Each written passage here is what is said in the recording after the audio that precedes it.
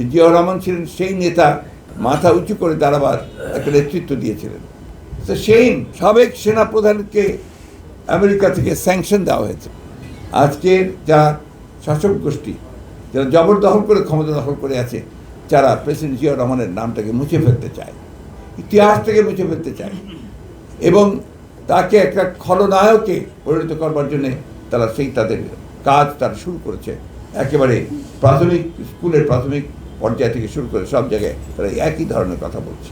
কয়েকদিন আগে আওয়ামী লীগের সাধারণ সম্পাদক তিনি বলেছেন জিয়াউর রহমান নাকি বাকশালে যোগ দিয়েছিলেন। এটা একটা উনি পুরোপুরিভাবে একটা সত্যের অপলাপ করেছেন। মেজর হাফিজ যিনি তার ওই সময়ে সহকর্মী ছিলেন, তিনি আমাকে বলেছেন যে একটা সম্পূর্ণ মিথ্যা কথা, জিয়াউর রহমান সাহেব কখনোই বাকশালের ফর্ম পূরণ করেন। এইভাবে মিথ্যা কথাগুলো বলে বলে তারা জিয়াউর রহমান সাহেবকে একটা আপনার ভিন্নভাবে পরিচিত করতে চায়।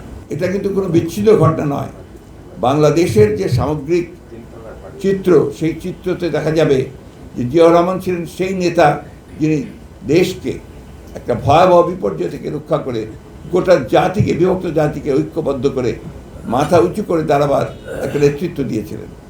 কিন্তু আমরাই একথা দৃঢ়কণ্ঠে বলতে চাই যে প্রেসিডেন্ট জিয়া গণতন্ত্রের সূচনা করেছিলেন, হারিয়ে যাওয়া গণতন্ত্রকে, এবং তারই আমরা সেই গণতন্ত্রের প্রাতিষ্ঠানিক রূপ দেওয়া শুরু হয়েছিল। আজকে বাংলাদেশেই দেখুন কত বড় লজ্জার কথা, সেই যে আজকে সাবেক সেনাপ্রধানকে আমেরিকা থেকে স্যাংশন দেওয়া হয়েছে, যেটা আমাদের জন্য, জাতির জন্য অত্যন্ত লজ্জাকর।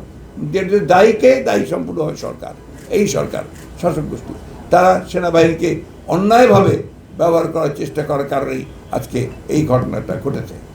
আজকে অনেকবারই বলা হয়েছে, বিভিন্ন খান থেকে বলা হয়েছে, মিডিয়াগুলো থেকে বলা হয়েছিল, বিশেষ করে বাইরের মিডিয়াগুলো থেকে এই সেনাপ্রধান আজিজের কথা, কিন্তু সরকার সেই ব্যাপারে কোনো ব্যবস্থা গ্রহণ করেনি। শুধু তাই নয়, এখনও তারা যেটা বলছে সেটা হচ্ছে যেন কি আপনার রাজনৈতিক কথাবার্তা।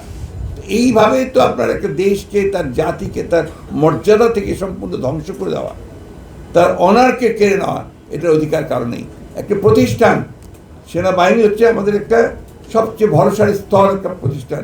সেই সেনাবাহিনীকে আজকে যদি এইভাবে তাদের কারণে, সরকারের কারণে তাকে প্রতিপন্ন করা হয়, সেটা কখনোই এই দেশের মানুষ মেনে নেবে না।